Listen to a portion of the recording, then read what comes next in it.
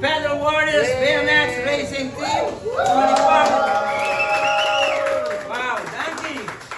Wow, tremendo. Bom, à tarde, oficialmente, nosso time está fazendo o bautizo de nosso uniforme. Uniforme novo, bom de nome Pedal Warriors BMX Racing Team. Também nós aqui nós estamos na Magu com Sushi Factory. Também nós quero agradecer a Joe Upholstery. Também nós temos coach Johnny, Robert e coach Jordano Hoovers, com a companhia também a sponsor.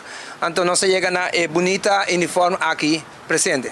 Atualmente nós temos 20 para 21 mucha oficial de nosso time.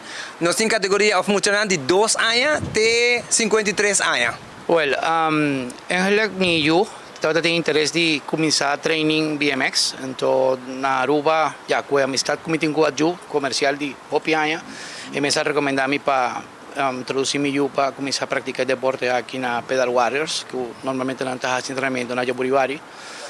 Mas a evolução de mi eu, ela começa, você chiquito, practica experiencia, pero ya el coach David ha hecho un buen trabajo haciendo que ella estima sin el deporte aquí, que pese también más haya ganas de hacer una inversión o busca manera de ayuda para crecer como equipo y también ya Dorku tiene posibilidad de dar un granito de arena para ayudar de alguna u otra manera, mas nos ha comenzado a tomar iniciativa aquí para sponsor equipo, ¿no?